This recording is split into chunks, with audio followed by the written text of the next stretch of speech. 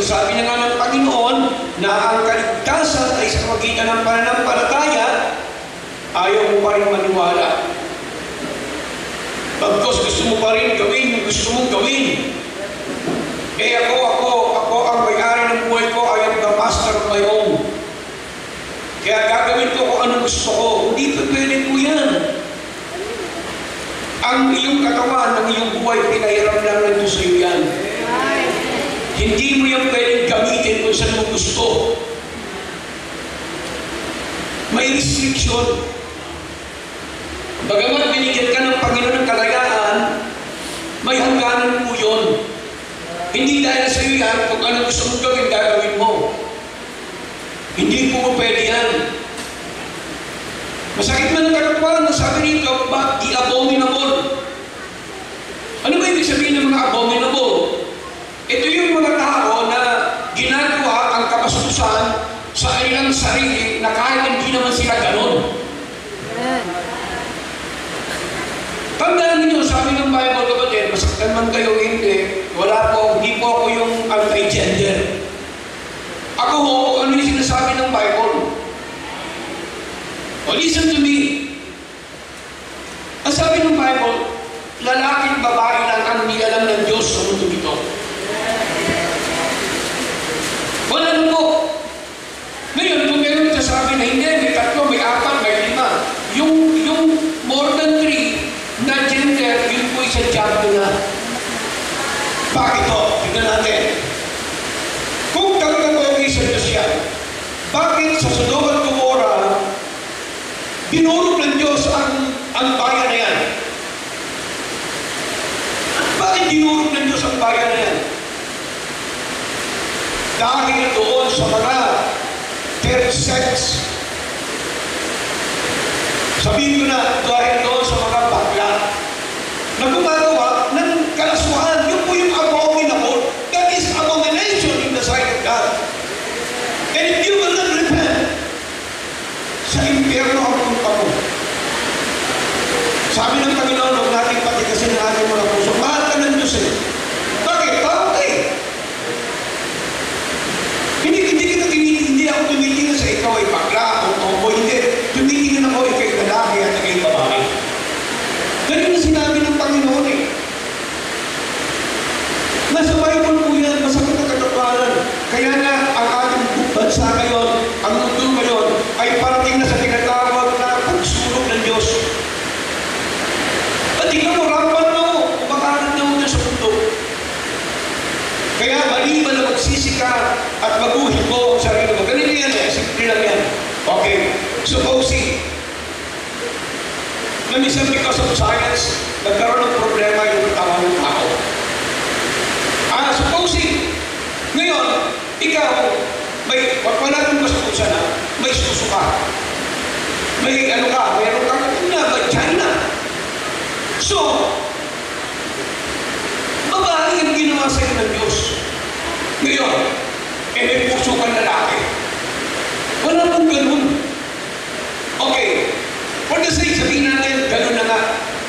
Nilalagay ka sa katawan ng babae. If you will submit yourself before God, kahit sabihin mo pusong lalaki ka, pero yung katawan mo babae, gamitin yung katawan mo sa pagiging babae. Yun yung struktura mo eh. And remember, ang Diyos hindi pwedeng magkamali. Amen. Sa kanyang nilikha, dahil ang Diyos ang gumawa ng tao, ng babae at lalaki, kailanman ang Diyos hindi magkakamali. That's the reason why. Pag hindi natin, ano man yan? Kung ikaw'y sugarol, ikaw'y makinom, kasalanan yan sa mata ng Diyos. Kung ikaw'y sinungaling, ikaw'y magnanakaw, mamamatay tao, mga ganun niya. Sa impyerno ang punta mo. Kaya nga, binabago tayo ng Panginoon habang tumatagal. Dahil doon tayo sinilang sa kasalanan eh. Pero hindi pa pwede na ikaw'y nakikinig ng salita ng Diyos, nagsisimba ka, tapos hindi na mabago yung buhay mo, may problema ka. Amen. Baka hindi mo talaga tinanggap ang Diyos dahil ang Panginoon lang, si Jesus lamang ang pwede Kaya hindi ka nagbabago kasi nga ikaw ay hindi talaga binago at hindi nanampalataya sa ating Panginoon. Yan po ang sabi ng Bible. Masakit man ang sinasabi ni John the Baptist, pero yun ang katotohanan. Ulo ang kapalit sa kanyang paninindigan. Kaya sa amin ang mga minamahal na bisita, ang mahalaga kailangan natagpuan nyo ang Panginoon sa lugar na ito. Amen. At babaguhin kayo ng Panginoon. Pero pag alis nyo rito at wala kayo natutunan sa salita ng Diyos, hindi kayo maliligtas ng pakilamang. Si Kristo ang tagapagligtas, siya ang magbibigay ng buhay na walang hanggan. Marami niyan, alam niyo, marami mga transgender na talagang nagpapalit mismo. Pero binago ng Diyos. You see? Kasi dinaya lang sila ni Satanas. At alam niyo ngayon sa Satan, very active na po siya. Very active na siya. Kaya nga, di ba, may mga simbahan nagkakasal ng babae sa babae, lalaki sa lalaki. Which is noon, hindi tinatanggap yan. Pero sabi ng Panginoon, sa huling araw, dadami ang mga ganyang uri at sa panahon na kagaya ng Sodom at Gomorrah, ang kanyang pagbabalik. Katingnan nyo, grabe. Ano yan? Pandemic na yan. Kasi nakakahaba yan eh. Patingnan nyo, meron kayong lalaki, pasamahin mo sa mga ganyan. Isang buwan na, tatlong buwan, ganun na rin. Ganun na rin. Kasi isipin lang naman po ang sinabi ng Bible eh. Go and multiply and replenish the earth.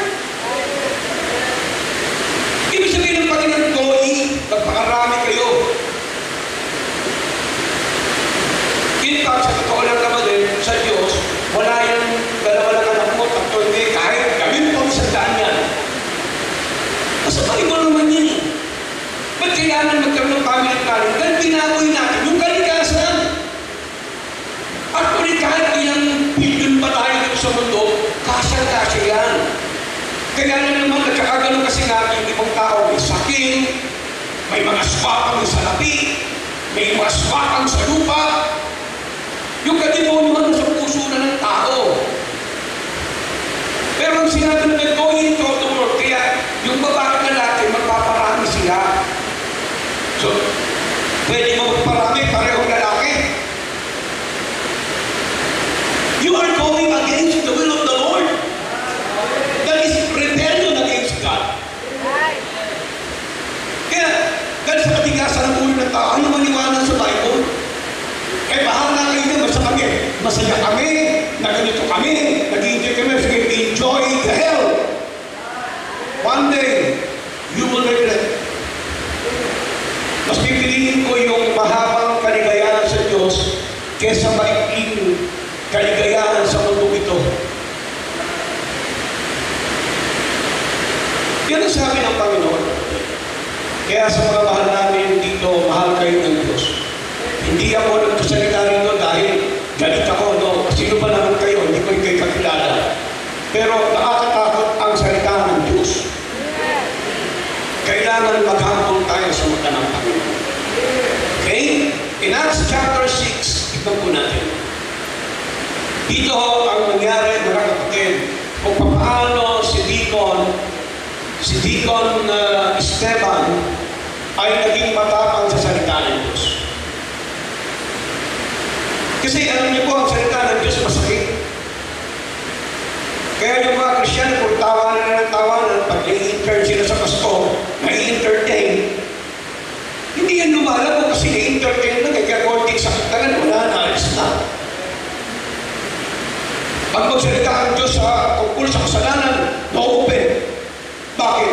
Kasi siya mismo gumagawa nun eh. Ayaw niyang magbago.